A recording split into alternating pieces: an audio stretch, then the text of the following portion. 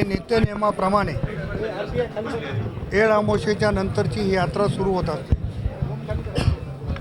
देशाचे माजी पंतप्रधान आदरणीय डॉक्टर मनमोहन सिंग साहेब यांच्या दुःखद निधनामुळे जो दुखवटा जाहीर झाला, त्यामुळे दुखवट्याचे सगळे दिवस सोडून उर्वरित काळामध्ये यात्रा पूर्ण होईल।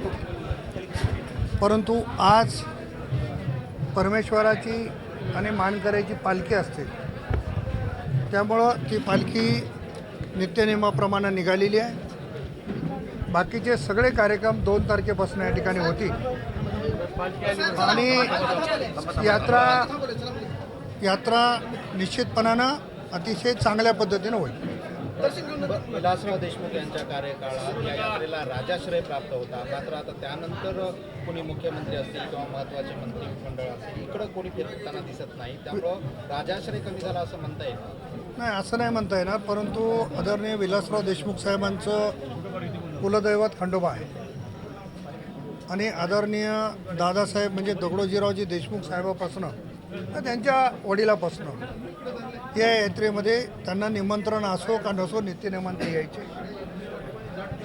खंडोबाच्या आशीर्वादाने विलासरावजी देशमुख साहेब अनेक काळ माझ्या माहितीप्रमाणे 26 का 27 खात्याचे मंत्री जे होते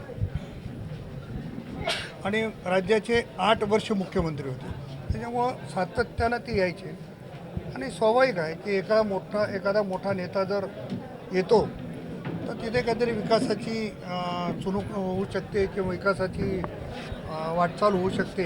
याच धर्तीवर त्यांनी मी 2004ला आमदार झाल्याच्या नंतर 5.5 कोटी रुपयाचा निधी पहिल्यांदा दिला आणि खऱ्या अर्थानं सुरुवात झाली आणि या यात्रेच्या विकासाची खरी सुरुवात आदरणीय विलासराव देशमुख साहेबापासून झालेली गोष्ट खरी। अर्थ काय सांगाल? सर्वप्रथम माळेगाव यात्रेनिमित्त सर्व भक्तगणांना मी मनापासून शुभेच्छा देतो। आपली माळेगाव यात्रा म्हणजे दक्षिण भारतातली सर्वात मोठी यात्रा अशी म्हणून यात्रेची आपल्या ओळख आहे। या भागाचे आमदार आदरणीय आमचे प्रतापराव पाटील चिखलीकर साहेब यांच्या नेतृत्वामध्ये या यात्रेचा या ठिकाणी सर्व पाहणी या ठिकाणी त्यांच्या नेतृत्वामध्ये होत असते आणि अतिशय नियोजनबद्ध या यात्रेचं नियोजन या ठिकाणी होतं आहे। त्यासाठी सर्व भाविक भक्तांना मी मनापासून शुभेच्छा देतो आणि यात्रेकरांना या यात्रेचा खूप असा आनंद त्यांनी घ्यावा अशी त्यांना शुभेच्छा देतो।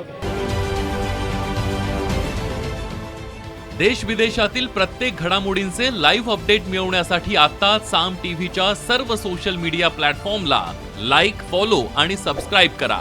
तसंच सर्व नोटिफिकेशनसाठी बेल आयकॉन प्रेस करायला विसरू नका।